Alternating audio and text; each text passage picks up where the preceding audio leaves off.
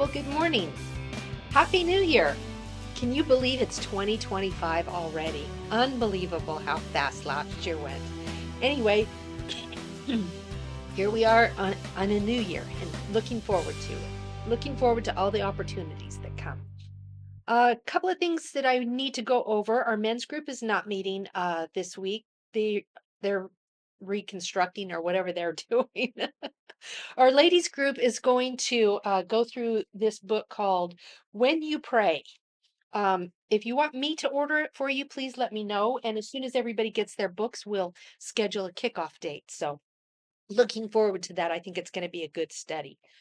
Today is Communion Sunday. We'll be serving the meal at the Father's house. If you want to come join us, we'd love to have you do that. Um, let's see, what else do I have? Today is our regular tithes and offerings. You know the drill. You can go to thefathershouse.org, click on the giving button, set it up as a one-time gift or a recurring gift. You can give to our missions that way. Let's have a good year this year. Uh, let's see, you can mail a check to the Father's House at 133 Bernal Road, San Jose, California, 95119, or you can come to church and put it in our giving boxes that we have in the sanctuary. And next week is going to be our second Saturday when we come to the church at 10 o'clock and do a little cleanup. We'll probably take down the Christmas decorations and do some probably carpet cleaning in that fellowship hall. It's nasty. So if you can come and join us for a couple of hours and help out, we'd really appreciate it. I think that's all I have to cover today. I don't have my list with me. Pastor Carl forgot it, so or lost it. So anyway, I hope I covered everything. Let's have a really good 2025.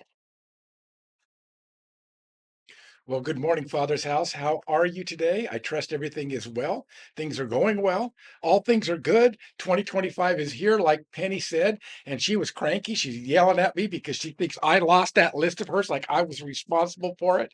Well, I kind of was. I don't know where I lost it, but I did, with all of her announcements on it. But she'll get over it. Trust me. She always does. But since she was picking on me, I figured I had to get back at her. Well, are you guys having a great first of the year? I trust that all of you had a great Christmas, um, and that it was a very special time into the New Year's. It just the week before Christmas and all the way through until really Monday, tomorrow. Like really, we're recording on Saturday, so 2 days. It's just life has just been a lot slower, and now we're going to get back to our normal pace as everybody is kind of returning to work, going and doing the things that they always do. And so, it's just we're back at another year, 2025. It's going to be an interesting year as it shapes up, that's for sure. We'll see where everything goes with the new presidential administration coming in, everything that goes along with that, the economy. I don't know everything else, weather, whatever it might be, and all the things that can ultimately happen. So I would look forward to with great anticipation that God has something good in store for you and for me and for all of us. So but that's God. He always has our best intentions in mind. Let's see. We've talked last year. We talked, I think last 2 years, maybe it was, at least last year. We just talked about Jesus, and we just talked about New Testament concepts, some different things. Nothing really systematically. It was more of an ad hoc approach to looking at some of the things in the life of Jesus that I think are important for us for our Christian expression. So this year, I'm going to take a different direction. I've told that from the pulpit the last couple of Sundays. And so I'm going to just tell you here now as we go into this year, I'm going to go back to a throwback kind of a situation where it's going to be an ode to Dick Joyce. Those of you who know who Dick Joyce was, he was a big part of my life in that he was a mentor of mine. Him and Dan Greenlee both were great mentors to me in different ways and in different styles. But Dick had this style of preaching where he would take an Old Testament figure like Joseph or Samuel or David or somebody else, and he would build the story and then pull out of these stories, he would pull out spiritual principles to live by. And he always just, and he would just practice them over and over again because he had these series that he would do at different churches, and he got really good at it. And I'm not near as good at it as he is. And part of that is because I'm sure the first time he delivered his, it wasn't as good as the last time he delivered it on a certain message. As he refined it, got better. But that was what Dick Joyce did because he traveled around to so many different churches. But we're going to do that too. We're going to look at the life of Samuel. I've actually looked at the life of Samuel here at the church in the past, but that was many many years ago. And we're going to do it again and look to see what it is that we can pick up from this profound figure. Samuel, and so you find him in First Samuel, Second Samuel. Samuel was, as we get into his life, Samuel was known to be a prophet and a judge, which was a very rare combination, and a Nazarite. And so we'll be talking about all those things and how he really judged and governed and really moved the nation of Israel into a completely new era that was prejudge, prejudicial, and it moving into a monarchy or to a king. And so there was this transition the people wanted. And so because of that, that was the way that it flowed. And probably it was God's intention in the end of it all. But when we talk about the life of Samuel, we're going to start with the backstory of how Samuel was born and the circumstances to which he was born, and ended up becoming this great man. So we're going to start and look at. We're going to look at him at his birth and how that happened. And also, I think that one of the things that you're going to notice here is the miraculous part of it, and it's almost like in some cases that you're going to see some of it's interesting because you're going to see in his ministry some of John the Baptist and some of Jesus as a forerunner to some extent in the fact and the idea that this was a great man and he was dedicated to the Lord from his very birth, in the same way that John the Baptist was as a Nazarite, and ultimately, obviously, that would be true for Christ as well. So we're just going to read a story. It's going to be a little bit long, this first story. Hopefully, the other ones won't be as long, but it kind of lays out the backstory of his life. And so we're just going to take the time to read it, and then I'm going to make a few points about it that I find interesting and pertinent to Samuel's life and the beauty of the story. Starting at verse 1, it says, "Now there was a certain man from Ramathan Zophim, from the country of Ephraim, and his name was Elkanah, the son of Jeroam, the son of Elihu, the son of Tohu, the son of Zuph, an Ephraimite. He had two wives. The name of one was Hannah, and the name of the second was Peninnah. And Peninnah had children, but Hannah had no children. Now this man would go up from his city yearly to worship and to sacrifice to the Lord of hosts in Shiloh. And the two sons of Eli, Hophni and Phinehas, were priests of the Lord there. So we've got Eli, Hophni, Phinehas, Hannah, Peninnah, and Elkanah at this point. So when the day came that Elkanah sacrificed, he would give portions to Peninnah and his wife, and to all her sons and to all her daughters. But to Hannah he would give a double portion, for the Lord loved, for he loved Hannah, but the Lord had closed her womb. Her rival, however, would provoke her bitterly and irritate her because the Lord had closed her womb. It happened year after year. As often as they went up to the house of the Lord, she would provoke her, so she wept and would not eat. Then Elkanah, her husband, said to her, Hannah, why do you weep, and why do you not eat what is put before you? Why are you sad in your heart? Am I not better than 10 sons? Then Hannah rose after eating and drinking in Shiloh. Now Eli the priest was sitting on the seat by the doorpost of the temple of the Lord. She, greatly distressed, prayed to the Lord and wept bitterly. She made a vow and said, O Lord of hosts, if you will indeed look upon the affliction of your handmaid and remember me and not forget your maidservant, but I will give your maidservant and will give your maidservant a son, then I will give him to you, the Lord, all the days of his life, and a razor shall not come to his head. Now it came about, as she continued praying before the Lord, that Eli was watching her mouth. As Hannah, as for Hannah, she was speaking in her heart. Only her lips were moving, but her voice was not heard. So Eli thought she was drunk. Then Eli said to her, How long will you make yourself drunk? Put away this wine. But Hannah replied, No, my lord, I am a woman oppressed in spirit. I have drunk neither wine nor strong drink, but I have poured out my soul before the Lord. Do not consider your maidservant as a worthless woman, for I have spoken until now out of my great concern and provocation. Then Eli answered and said, Go in peace, and may the Lord of Israel grant your petition that you have asked of him. She said, Let your maidservant find favor in your sight. So the woman went away and ate, and her face was no longer sad. And they rose early in the morning and worshiped before the Lord, and returned again to their house in Ramah. And Elkanah had relations with Hannah, his wife, and the Lord remembered her.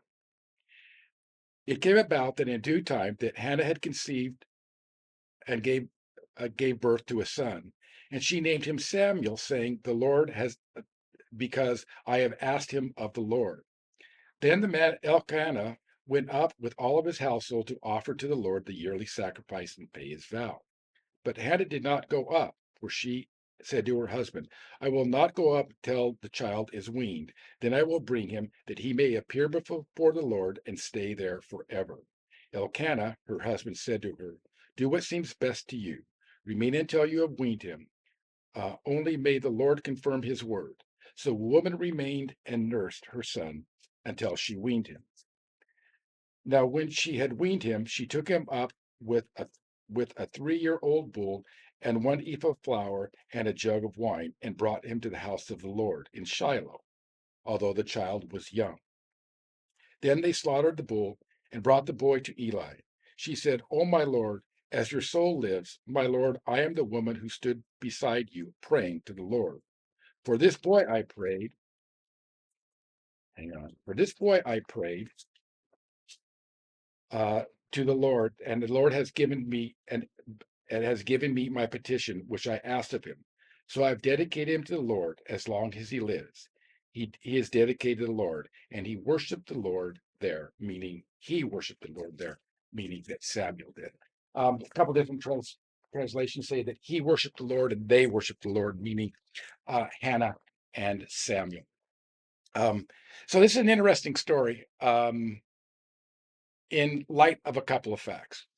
You have, of course, you have these figures. You have Elkanah, you have Hannah, and you have Paniah or Peniah, and you have Eli the priest, and later his sons are going to come into play. But you have this kind of drama that's beginning to unfold in the fact of and looking at Hannah. Hannah was a special woman in many ways and in many respects. She was a God-fearing woman. At least from this text and what we know about her, she was a God-fearing woman. And actually, the name Anna comes from her name, that you pick even up in the New Testament with the priestess Anna, or that is in the that is I don't think she was she a priest. I don't think she was a priestess, but she was lived in the temple at the time of John the Baptist and Jesus, and gave herself to the temple. So Anna kind of comes from Hannah, which is kind of an interesting just play of kind of where it all ends up and how she's respected within the Jewish community. But Hannah's got a problem, and it's an interesting problem in that she's married to a man who has another wife, and the other wife has many children, and she has no children. And it's interesting because it says that the Lord closed up her womb, and we'll get that get that to that in a minute. But the interesting part of the story is that they were definitely a devout family, and every year they would go up to make the sacrifice. At the time that they would make the sacrifice, there was also a feast that would ensue that with the family, and there would be portions of food out of this feast that would be given to all of the members of the family, so everybody would get a portion of this feast. And at that time, Paniah and her family got the largest part of it because there were more to them. And rather than giving just her portion or giving just one portion to Hannah, Elkanah would give her two portions because he loved her deeply. And so you've got this story of he loves Hannah more than he loves Peniah. And so in this love thing here, there's a jealousy with Peniah that's kind of geared towards Hannah, but at the same time, Hannah's been blessed. And so, I mean, Hannah has not been blessed with children, but Peniah had been blessed. So in this one sense, you've got this thing happening where Elkanah loves the one that doesn't have children more than the one that does have children. And there's this rivalry that starts between Hannah and Peninnah over this jealousy. And to some extent, Hannah's jealous of the fact that she doesn't have any children. And Peninnah also is jealous because Elkanah loves Hannah more than her. And so there's this rivalry going back and forth. And the biggest problem is that in the end of it all, Hannah was the one being oppressed because it says in scripture that the Lord had closed her womb. So what would happen is this was something that Peninnah would always throw in the face of Hannah, that the fact that she didn't have any children. And it caused Hannah to some extent to be very vexed in spirit, concerned in spirit, because at that time in Israel, to not have a child meant that God has not favored you. And there was not this blessing of God, and almost to the point where it was a curse. So it was set up that what would happen is because she was barren at that time, that this sister wife would just always persecute her and oppress her and marginalize her because of that. So one year they go out of her oppression. One year they go to the feast again, and she's still vexed in spirit. And after the meal and after the sacrifice, she decides to make her way to the temple. And she makes her way to the temple. And when she gets to the temple, she begins to pray. She begins to intercede before God. Now, what we have a woman that's oppressed, and we have a woman now that is in her oppression, turning towards God for the answer to a problem that she has. And so she's now seeking God, and in seeking God, it's really an if then proposition. The if then proposition is simply this: if you will give me a son, then I will give him to you. So she's making a proposition to God in prayer. And I've thought about this for a little bit, and I thought, okay, if there's an if then proposition in prayer, then does that give us the right then to proceed or to pray to God and ask for an if then proposition?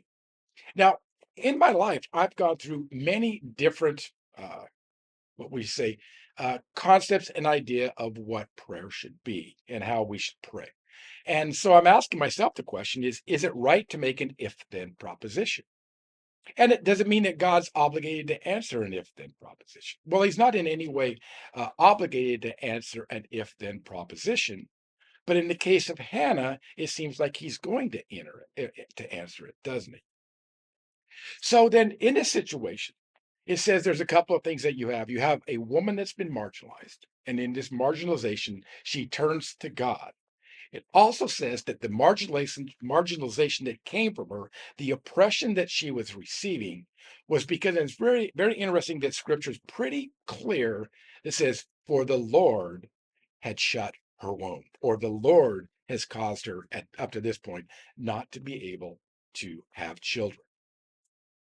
With that in mind, then you have to ask yourself the question: is that the case because God had a certain plan for her life, and the only way that it could be achieved would be if she was brought to the point where she was so desperate that she would simply make this prayer that if you give me a child, then I will give him back to you. In other words, it seems like what was in God's design, or what was in God's plan, was the notion and the issue that he had a plan and he was looking for a certain person, a certain man that would become this last judge and a prophet of Israel. And it couldn't be just anybody, it had to be the right person. And so there's this case where God did, by divine sovereign plan, keep her from allowing her to get pregnant, because if he not had not done that, she would not have been in the position or the place to give Samuel to the Lord for the rest of his life. Now that becomes important.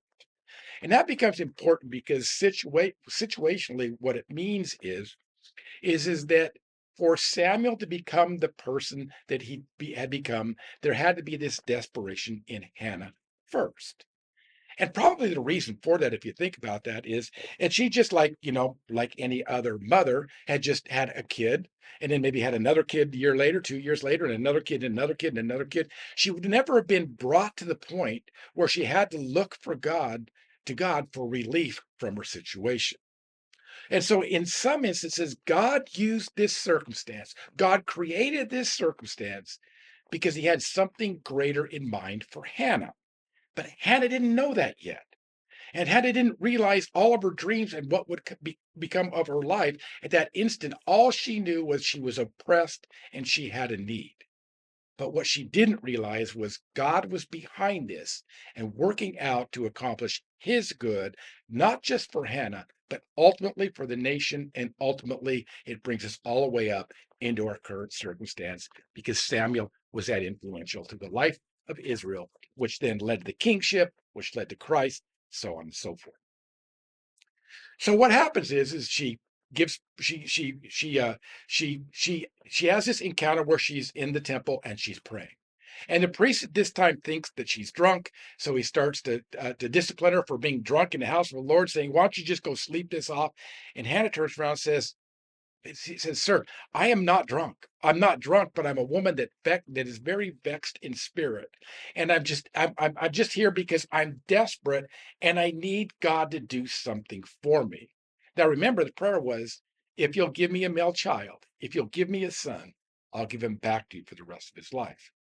Elkanah didn't know that.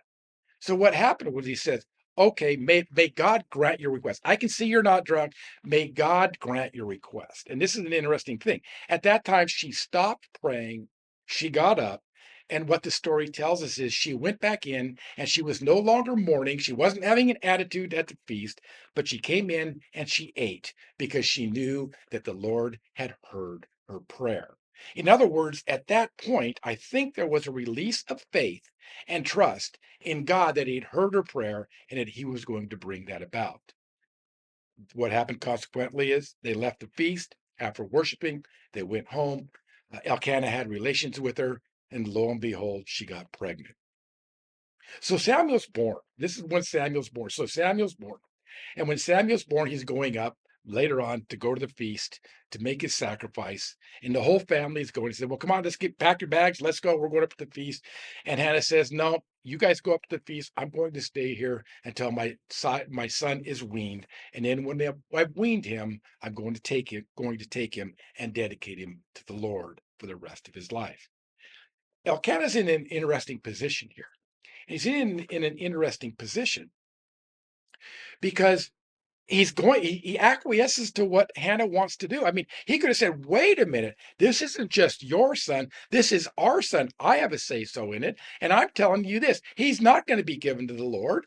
He's going to stay here. He's going to work the farm with me, whatever the case might be. And he's going to just kind of take on the heritage. That's what's going to happen here. You don't get all the say so." But Elkanah must have known that God was in this plan. And because of that, he acquiesced to Hannah's wishes and he went up to worship and she stayed there. Several years later, when the boy was about 3 years old and weaned from his mother, she says, "Come on, it's time to go." So she grabs her family, she grabs her husband, she grabs a bull, sacrifice, and she takes this little boy, Samuel, and she takes him to the temple. She gets to the temple with this offering. And when she's giving this offering, she looks at Eli and she says to Eli, "You may remember me, you may not remember me. But I was in this house one time praying, and I was vexed at spirit because I was barren. The Lord had closed my womb. But I made a prayer to God, and it was an if then prayer. The prayer was, if you'll give me a son, then I'll give him to you for the rest of your life. And I'm here to complete and to fulfill that vow." At that time, they sacrificed the bull. They had a feast, and when they were done, what happened was Samuel was declared at that time that he would give his life for the rest of his life to the Lord, to the ministry or servitude of the temple and of God, and that he would continue to have the vow of a Nazarite for the rest of his life, the same way that John the Baptist did. Now, a Nazarite was a person. There's a lot there. You can go back and look at what the vow of a Nazarite was. I think it's in the book of Numbers. But when you took a vow of a Nazarite, it meant that basically you wouldn't drink any wine. There's certain things that you wouldn't eat. You would remain a virgin. You would not cut the locks of your hair. And there were these aesthetic practices because your life was dedicated and given to God. It says at that time, once she weaned him, and once she had taken him to the house, that when he was presented to Eli, Eli knew that it was the Lord, and that this boy was the Lord's, that was the Lord's servant, or to be the servant for the rest of his life. So Eli took him and rose him, or raised him at that time. At that time, it says that when it was time for the mother to leave, that probably the mother and the child came together, and it says in some texts it says, "And they worshiped the Lord," and in other texts it says, "And he worshiped the Lord." So at the age of 3, Samuel already began to realize and understand that his ministry and his life would be given to God for the rest of his life. Now, how he knew that at 3 years old, I don't know. And maybe he didn't have the concept of what it would become, but there was at least within him this willing spirit to become what it is that God wanted him to become. At that time, she leaves, and as she leaves, Samuel's now left in the house of Eli to be raised. There's a problem, though, being raised in the house of Eli, and that is that Eli has two sons, and the two sons that he has are very corrupt, cold-hearted to God, and later on in the story, their fate will be prophesied by Samuel as well as Eli's fate. At the end of the day, though, where we're starting with today is we have this story now of this young boy that's given to the temple to be raised in a family where the sons are corrupt. In other words, not the best household to be raised in. And yet we're going to see this extraordinary figure rise from that scene to become this powerful voice and influence on the nation of Israel. Now, I have to ask yourself, we have to ask ourselves the question, and I have to ask myself the question, well, what does this story really have to say to us today? And I think it has this to say to us. Sometimes God creates circumstances in our life that are unpleasant to us, but he has a plan for us in the midst of that. In Hannah's case, the case is that the Lord, it looks like, purposely closed her womb for a time because he had something greater for her in her future. The second thing is that with God doing that, rather than Hannah becoming bitter and being angry at God and angry at the situation, she turned to God and asked him in an if then prayer, an if then proposition. If you will do this, then I will do that. And in the midst of that, God said that he would do, and through Eli's voice, said that God would grant it. At that point, what she did was she went back, responding in faith, and she took God at his word that what would happen, or what God said, or what she had prayed, God had heard, and that God would do. What happened then was when she named him Samuel, the name Samuel seems to infer or mean that I have asked of God and he has heard. In other words, it wasn't just the asking of God, but it was also the fact that God had heard and therefore granted her this son in this if then proposition.